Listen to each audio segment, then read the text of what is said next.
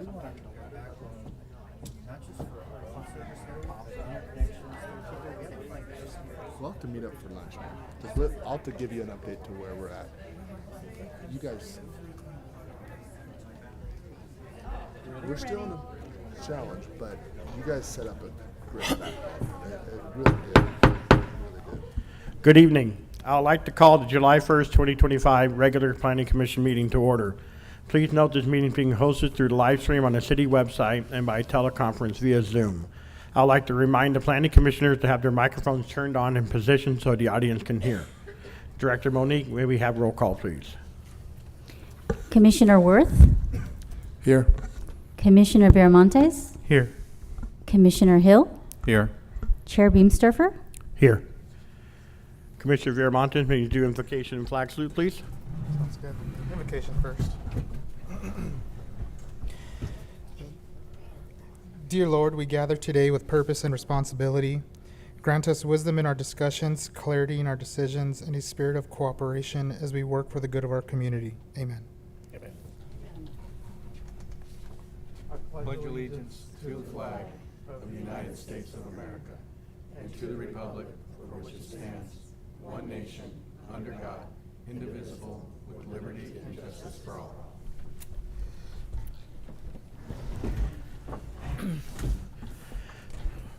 Agenda item 4 is a public comment period for items not on the agenda. Are there any members of the public present that would like to comment on an item not on the agenda?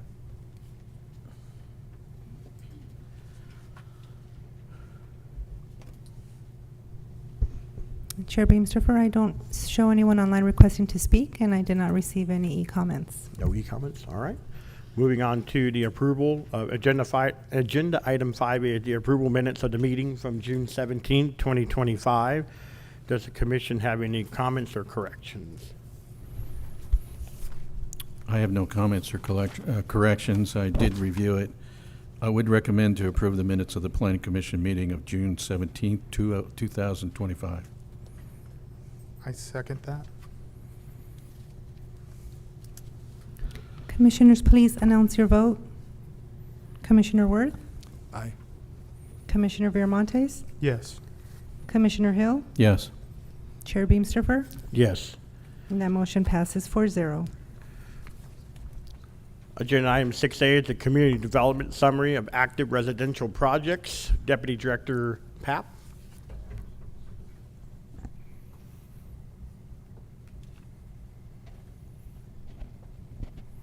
Thank you, Mr. Chairman, members of the commission, members of the community out this evening to support us this evening. We appreciate you being here. It's my pleasure to present to you part 2 of the active projects. These are the residential projects currently in process with the city.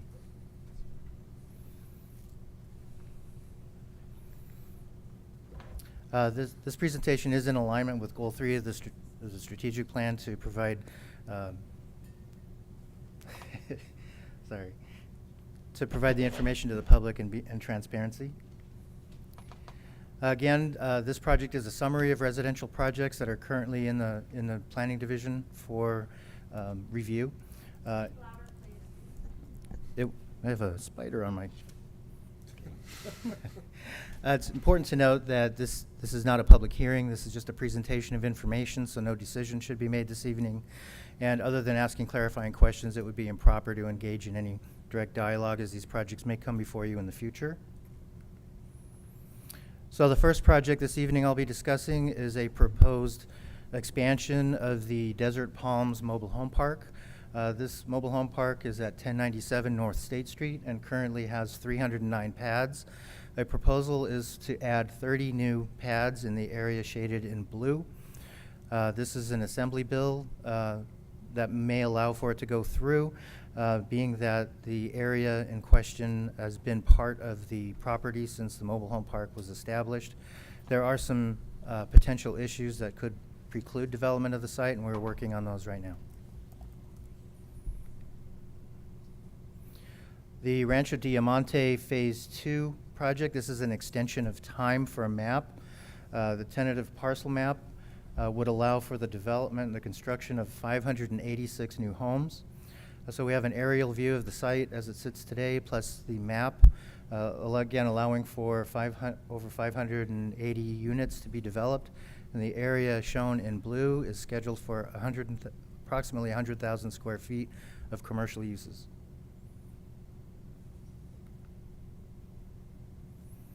The next project I'll be briefly discussing is the Hemet 94 project. This is located north of Salt Creek Channel and south of, I believe it's Poplar.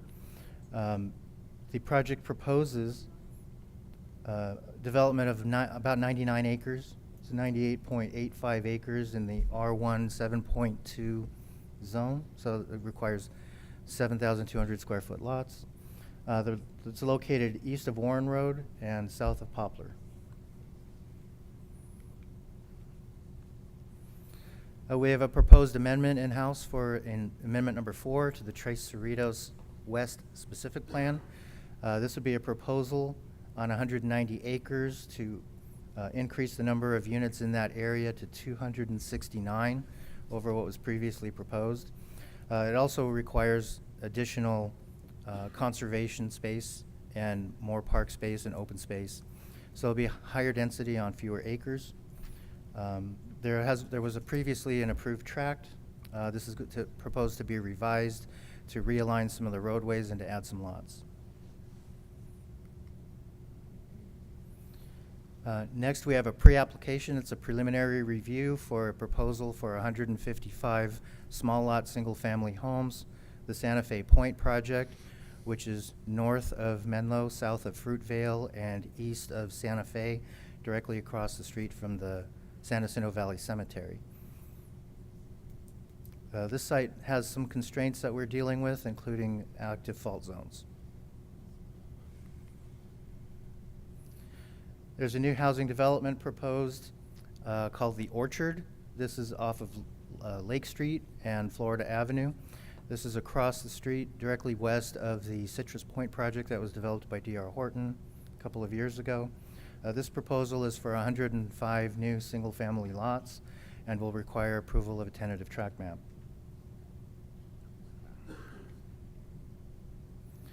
We have another proposed housing development. This is a preliminary review for Meritage Homes has a project out on Simpson Road. This is near the Simpson Warehouse project. It's for 439 new single-family lots. The property is sort of bisected by the Colorado River Aqueduct and the Riverside County Flood Control and Water Conservation District main drainage line. It's also near the Model Masters RV Park. And we have some proposed architecture here.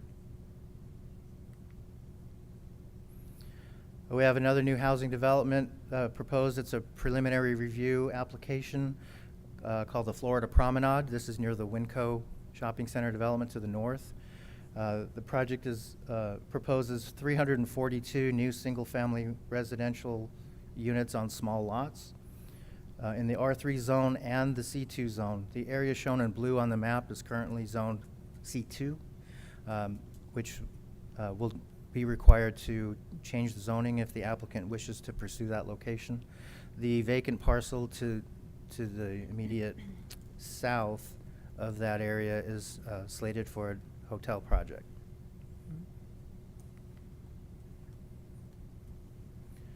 Here we have a smaller subdivision. It's not really a subdivision. This is an R3 lot. It's approximately a half an acre on North Palm Street.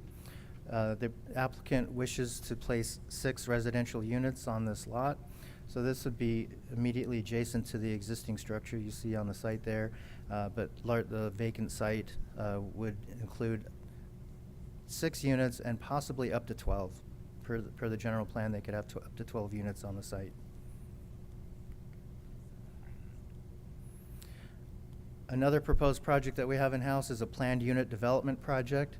This is near Stony Mountain and also near Tres Cerritos West. It's called, the Valle de Tres Cerritos. It is a proposal for up to 202 new single-family homes. on approximately 80 acres. The property is currently zoned R1 10,000, so the planned unit development would allow for residential development on smaller lots. We have a proposal in, actually this is an active application in, it's a site development review for apartments located at the northwest corner of Buena Vista and Stetson Avenue. This development would provide 216 new apartment units on approximately 10 acres in the R1 10,000 zone. The site is site's located at Buena Vista and Stetson, next to the Stater Brothers Shopping Center. Under the California Environmental Quality Act, the information I provided to you this evening is not considered a project, and therefore there's no requirement to conform to CEQA, and no further action is required. It is therefore respectfully recommended that the Planning Commission receive the presentation, ask any clarifying questions that you may have, and then file the information away for a future date. This concludes my presentation. I'm happy to answer any questions you may have. Thank you so much, Deputy Director Papp, for that presentation. Does the commission have any questions for our Deputy Director? Mr. Worth? Oh, go ahead. I guess this is a kind of a tricky question. If these projects were to move forward and get approved, do we have an estimated population growth for that? I did put some stats together. I did not provide population, unfortunately, but I think we're looking at slightly under 3 persons per household currently. Okay. But I did do some totals for you. The total gross acreage of all 11 of these projects I presented is 792.21 acres, and a square mile is 640 acres. So we're looking at a little over a square mile of development. The total residential acreage, specifically for residential uses, would be 352 acres, so a little more than a half a square mile of residential development. And the total residential unit count, if all of the projects were approved as proposed, would be 2,649. So if you were to multiply that number by 3, you'd get an approximate Nice. Just under population growth. Gotcha. Thank you.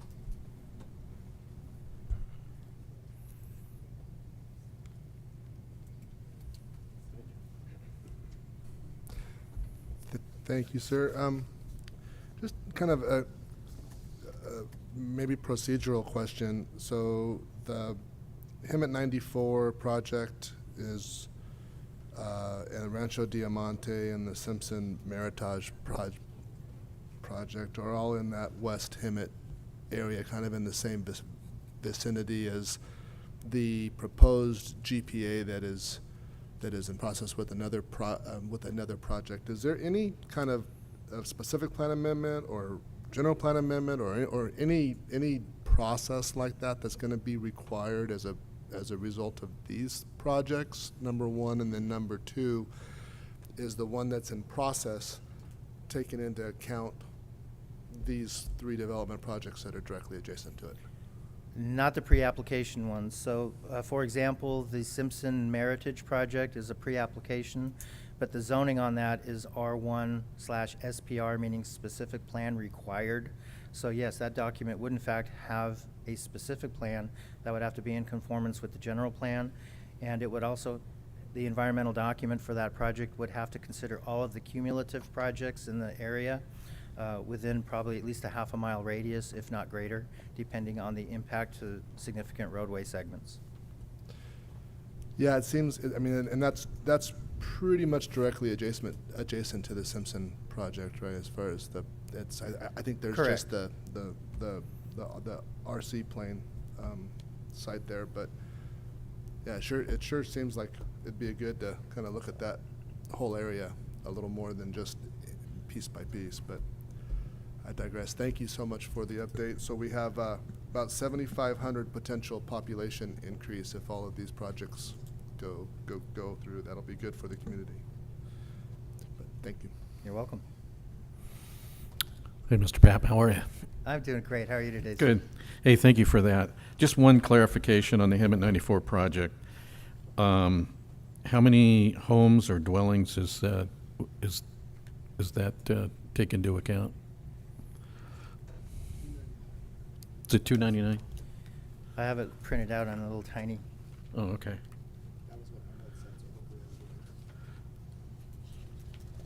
Yes, it's in the neighborhood of 290. And that's homes? Single-family homes? Correct. Okay. That's clarification I needed. Thank you. You're welcome. With the new, was it AB 109? SB 109. SB 109? Is it the new SB 109, the new infill bypassing CEQA? Are any of these, any of these apply to that, or would this be new applicants coming in after the new bill just came out yesterday, I think? I believe the threshold for the number of units is 50. So if it's 50 or fewer units, could potentially be exempt. There are other issues that, even though on the surface of the new bill it states that it's exempt, there may be exceptions still under CEQA. There are 5 or 6 exceptions to the rule that if projects meet any of these exceptions, they are not exempt. So we still have to look at those. But yes, any future residential development of 50 or fewer units could potentially be exempt from CEQA. Okay. Any other questions for Deputy Director Papp? No. Okay, with that, we'll go ahead and receive Thank you. and file the presentation. Thank you so much. And now we're going to move on to Agenda 7A, presentation of the proposed location, the development of the community garden with Mr. Dan. And before he does the presentation, I'm going to have our City Attorney, Leo Suari, give a little update. Thank you, Chair. I would like to note with this item 7A, it's listed as a discussion item, so it remains as a discussion item under the Brown Act. However, public comment is welcome, and public comment can happen after Mr. Dan's presentation. Thank you.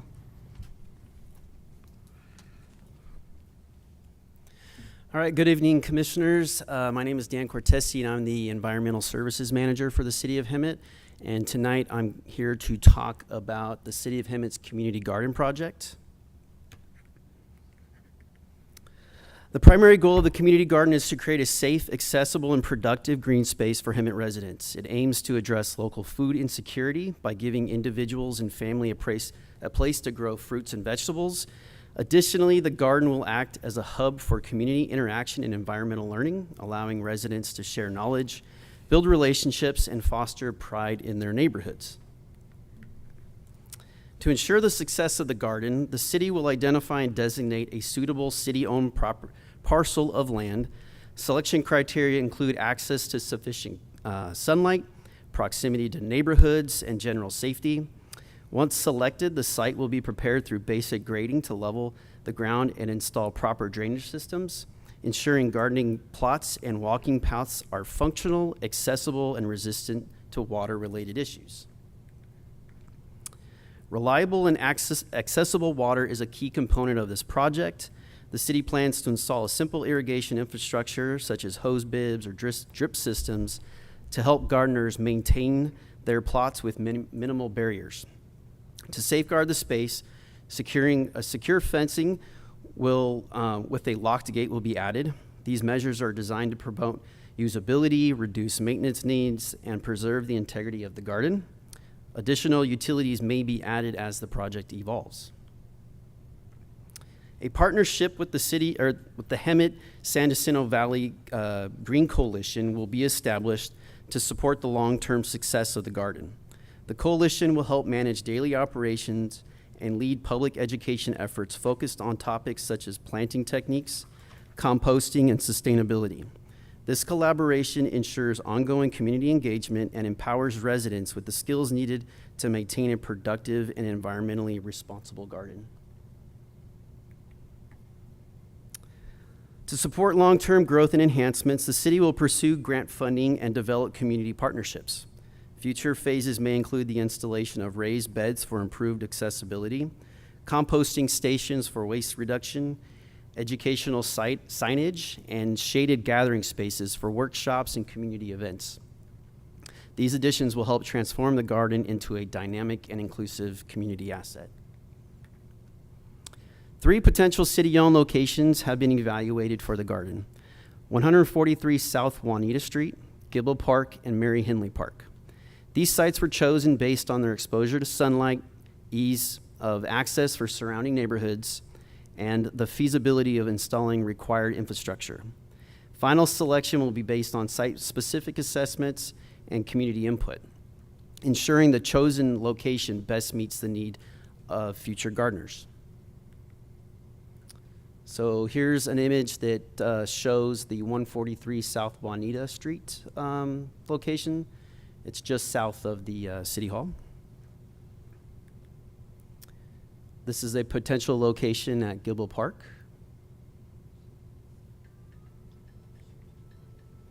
And the highlighted green area is the potential location at Mary Henley Park. The red area is just to show the expansion of the treatment facility we're about to put in.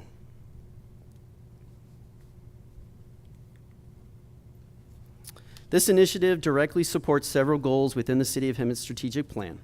It contributes to Goal 1, quality of life, by enhancing visual appeal and reducing blight.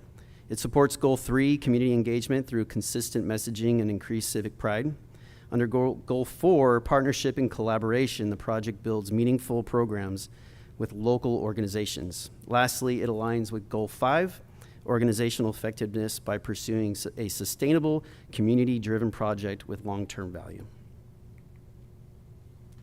And with that, that's my contact information if you need it. And if you have any questions. Thank you very much, Dan, for the presentation. Does the commission have any questions for Mr. Dan? So, in terms of where we're at, are we at a planning phase? Do we have a budget? I don't recall specifically in the CIP if there's. No, we do not. We don't have a budget yet. This is more or less presenting the idea of a community garden with potential locations. If these are acceptable, we'll pursue these 3 opportunities. And if the Planning Commission has any other potential locations in mind, we're open to feedback.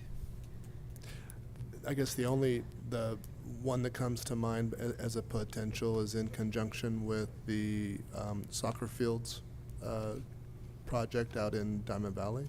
There's a lot of opportunities out there that might be able to be built out in conjunction with the healthy lifestyle, and with a little bit more of an open platform to start with. Sure. But very cool. I think that's a neat project.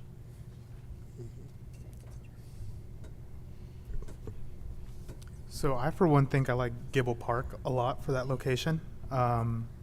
I think now with what's going on with the skate park, with the lighting that's going to go in, the shades and things like that, you know, you kind of have like a little hub. It's close to residents, which is nice. But I guess the only question I have, you said it's still in the planning, so you don't know how much it will cost yet? No, Roughly? and the city's goal is to basically grade the property, provide probably fencing. The cost will be minimal to the city.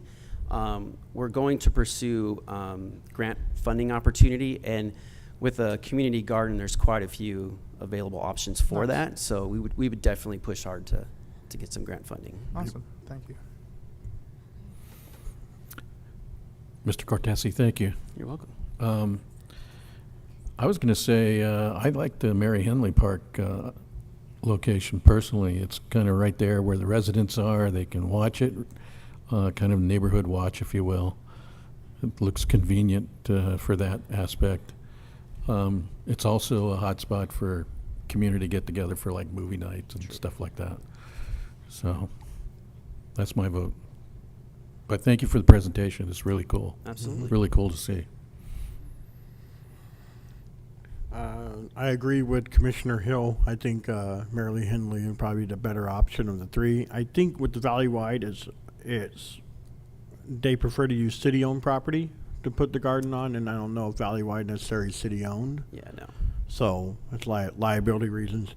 We're going to be posting signs for liabilities on the fence, so people don't get hurt and sue the city. I imagine, yeah, that would Okay. be part of this. Another thing I kind of noticed, of course, ADA, you have to make sure it's accessible. And I did read that they have like an adopt a garden kind of concept where a business can adopt a garden and take care of it themselves and put their business on there. So it's kind of another way of reaching out locally to businesses. But I like the presentation. I think it's a great idea. We have a community garden here because that's something I've been asking for a long time as well. We need something of a garden for the community. I know other places use, some of the homeless or like more the homeless programs to help where they can go and do the gardening and as well to keep them busy as well so they're not just walking around the streets. And do we know where the food's going to go to?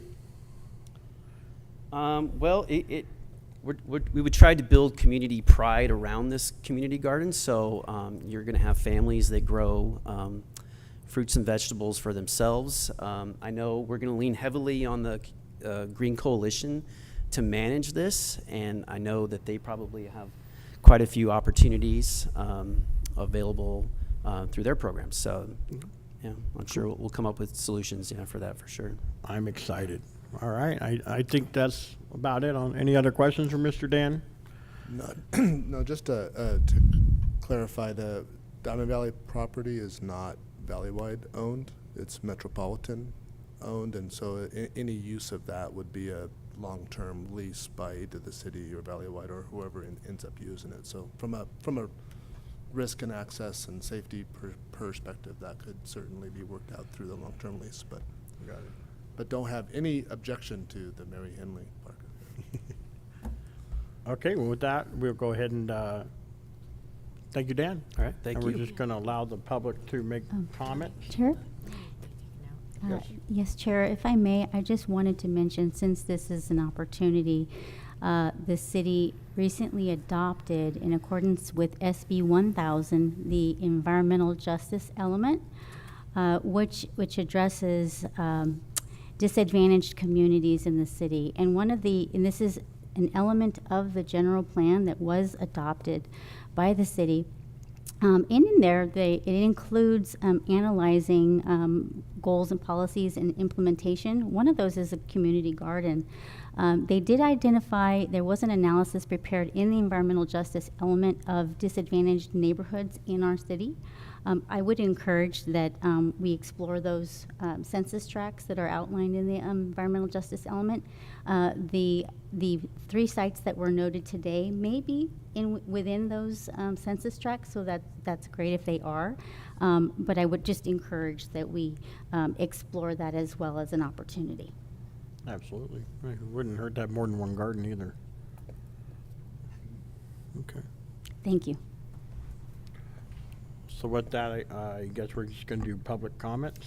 We could just do the receive and then provide, Okay. receive and file. So with that, we're just going to make note that we received and filed the presentation, and we're going to go ahead and open up public comment. And do we have a first name? With a 3-minute time period as well.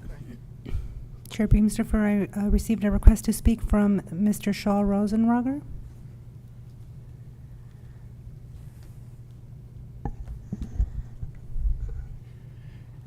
Thank you, Chair, Commissioners.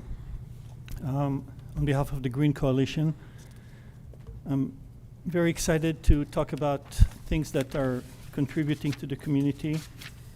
We've been looking at community gardens for a long time, researched the topic, visited other community gardens in our area, and we support the downtown location. And the reason is that we think that area is the most in need for such element. A garden we think of community garden as a part of a wider issue of food security for people, for residents. This issue of food security includes also small farms, an incubator or training farm for new farmers, the new businesses that could start community gardens, and home gardens, which may be inspired by what they learn in the community garden. You've seen really cute AI pictures of the garden, but community gardens offer opportunities for people to learn from their neighbors but also to facilitate classes, gatherings, workshops, and basically kind of a hub of garden learning for the community. So it's important that we have those elements. If you look at our sketch over there, you'll see that close to half of the area is actually not directly for growing, but for facilitating other activities. And those include place for kids to play while their parents, or at least, enclosed space that parents can know that their kids are safe while they're working in the garden, don't have to watch them. Maybe a place where, like a little outdoor kitchen where you could do, demonstrate people can learn how to use garden produce. Gardens are not always perfect picture. They go through cycles. There's times when there's nothing growing. There's times when there's a few weeds, and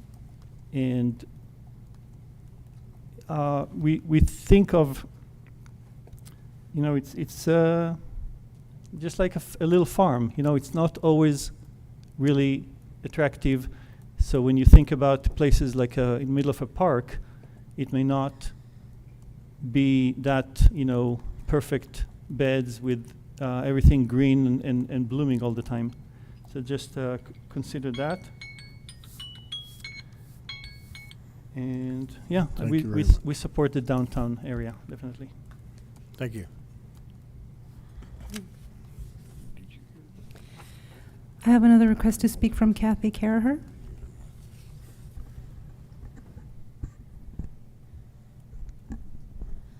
Hi, I'm Kathy Caraher, and I'm here in support of the community gardens because before I moved down here in 2018, I belonged for several years to the community garden system in Tacoma, Washington, and it was just being started up there. So I kind of worked through and lived through a lot of the things that came up and how the whole operation worked.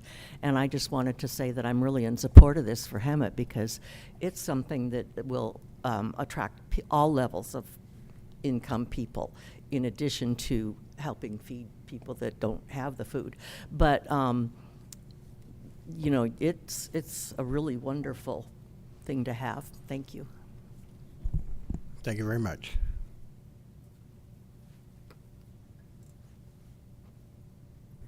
I don't have any other request to speak forms, but I believe there might have been somebody in the audience that wanted. Mrs. Smith, did you want to make a comment on this item? Okay. I do not show anyone online requesting to speak, and I do not have any other request to speak forms. Okay, and with that, we're going to go ahead and close the comment period. And we already received in files, so we just move on to item 8A. Chair. Item 8A is a conditional use permit for 24-003 for El Sorrento Corner, and Assistant Planner Jordan Walton.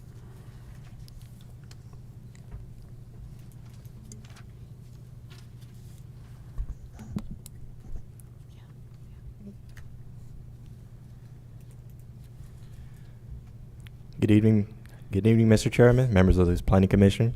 Jordan Walton, Assistant Planner with the Community Development Department. This presentation is a request to continue conditional use permit 24-003 to the next Planning Commission meeting. And but about the application, it is an application requesting approval of the conditional use permit to upgrade an existing Type 20 ABC license, which allows for sales of off sales of beer and wine, and an upgrade to a Type 21 ABC license, which allows for the off sale of beer, wine, and distilled spirits. So this request is being made to ensure that to renotice the project to ensure compliance with state and local guidelines, and it will the next Planning Commission meeting will be at July 15th, 2025. So with that being said, it's respectfully recommended that the Planning Commission continue conditional use permit 24-003 to the Planning Commission of meeting of July 15, 2025, to allow for proper renoticing in accordance with state and local guidelines. Thank you very much. Thank you. I think Matthew, your cell phone?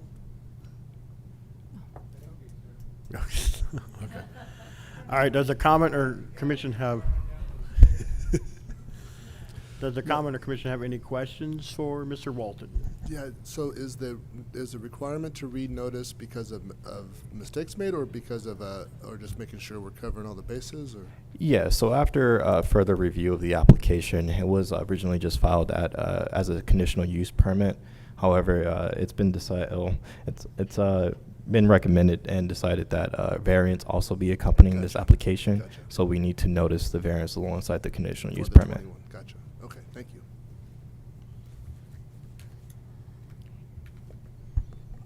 Any other questions? No? And because it's being continued, do we need to open the public? No. We don't need to open. Do you need to make a motion to continue the item? I'll make a motion to continue item conditional use permit 24003 to the Planning Commission meeting of July 15, 2025, to allow for proper renoticing in accordance with state and local requirements.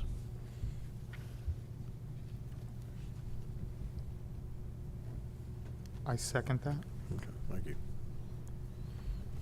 Commissioners, please announce your vote. Commissioner Worth? Aye. Commissioner Viramontes? Yes. Commissioner Hill? Yes. Chair Beamsterfer? Yes. And that motion passes 4-0. Thank you. Moving on to item 9A, City Attorney reports. City Attorney Leah Sawari. Thank you, Chair. I'll be providing some legislative updates at the next meeting. Thank you.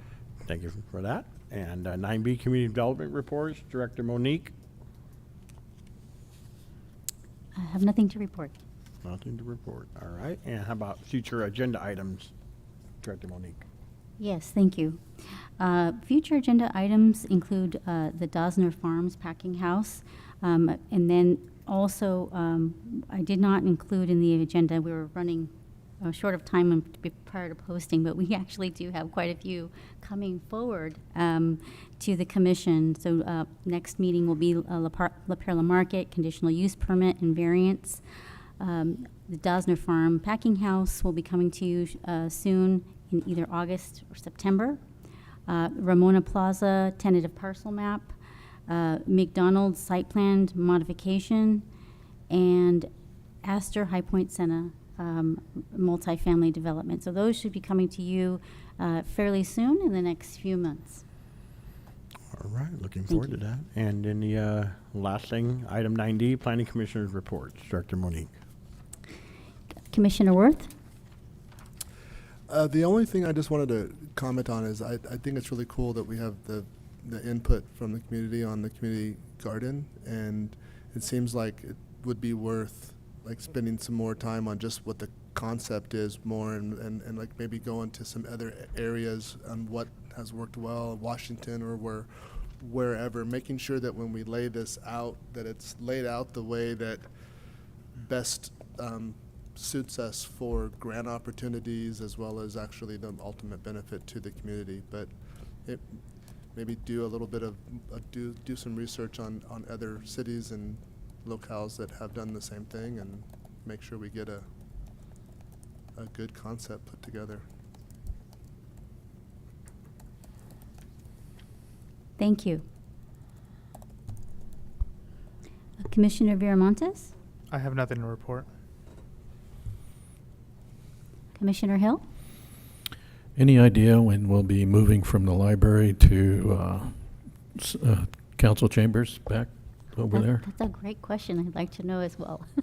We can follow up with you on that. But we don't have we don't have an estimate at this time. Really? Okay. Set date. I know. We can certainly follow up for you to find out. All right, thank you. Thank you. Look like the Taj Mahal by the time it's done here. Thank you. Okay. Chair Beamsterfer? The only thing is Dosner's Organic Farm might be something that Community Garden can look out to and talk to, because they make herbs and stuff like that. And then we have another I think it's Buena Vista or Buena Creek Nursery or something that just opened up right there off of Stetson. And they do a lot of organic farms, and that's another good company to reach out to for the community. But I don't have anything to report. And with there being no further business to discuss, the meeting is being adjourned until next planning commission meeting scheduled for July 15th at 2025 at 6 p.m. Happy 4th.